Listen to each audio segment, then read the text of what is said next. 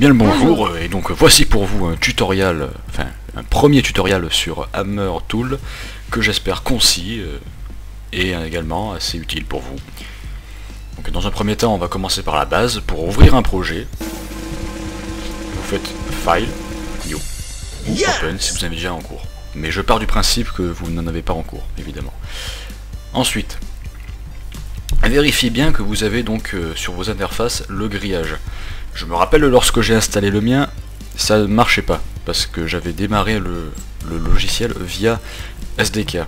Si c'est le cas, démarrez le logiciel via le dossier de HL2. Très intéressant. Donc dans ordinateur, disque local, Program Files, Steam, Steam Apps, Common et Half-Life 2.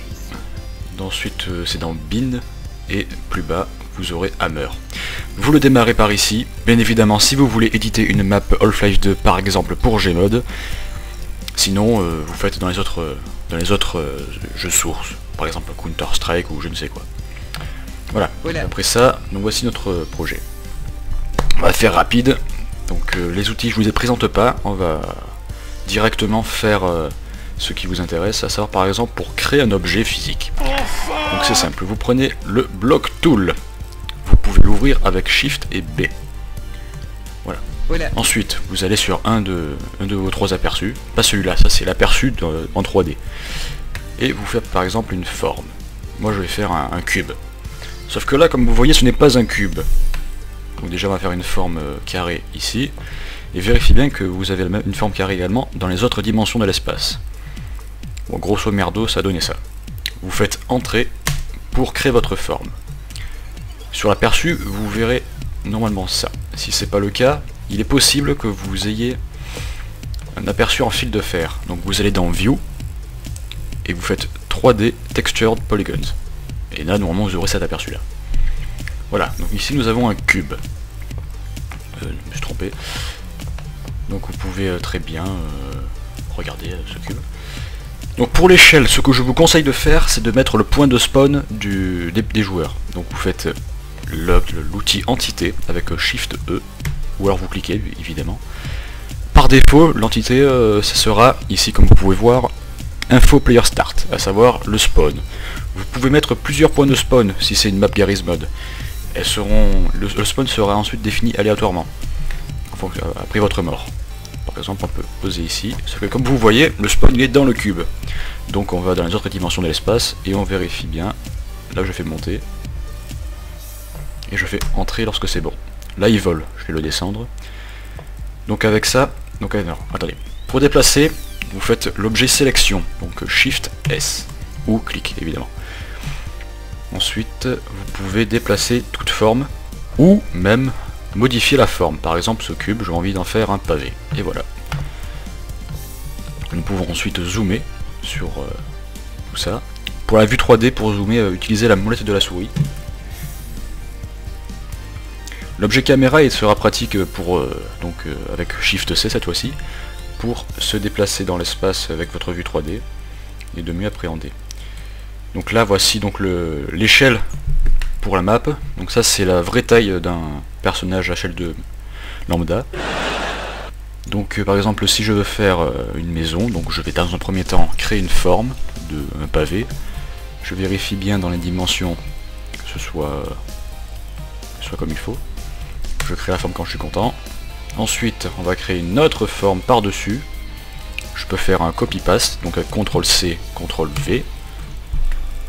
Là, je vérifie bien qu'elle soit où il faut. Je la mets au-dessus, je la modifie pour la mettre un peu plus plate. Ensuite, je vais... Ensuite, pour faire un toit, ça va être tout simple. Donc, on prend l'objet Clipping Tool, donc Shift X. Ensuite, on sélectionne la forme, ça c'est déjà fait. Et ça se passe ici après. Donc par exemple moi je vais faire un toit. Donc c'est simple. Je vais prendre cette dimension là. Je choisis ici. Je choisis. Non, faut faire un glisser. Je fais ça. Donc en gros je fais la forme penchée. Je fais entrer et ça me suis trompé.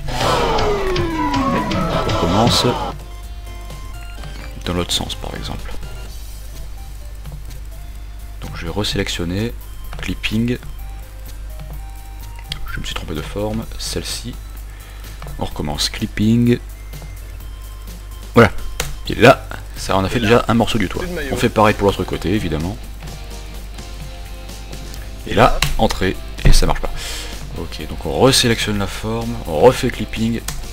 Ok, à chaque fois c'est la merde ce truc, putain.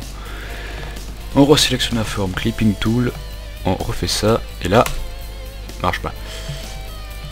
Ok, je crois que j'ai compris. Donc on sélectionne ça et on le supprime, voilà. Ensuite, bon là on a une jolie petite maison qui sert à rien, mais les textures du toit et du mur sont les mêmes. Donc on sélectionne l'objet qui nous intéresse, à savoir le toit, avec donc l'objet sélection, enfin l'outil sélection. On prend l'outil Toggle Texture Application, donc Shift A par exemple. Voilà. Ensuite, donc on choisit une texture, donc on fait Browse. On va taper que dans la recherche, dans les filtres, toit.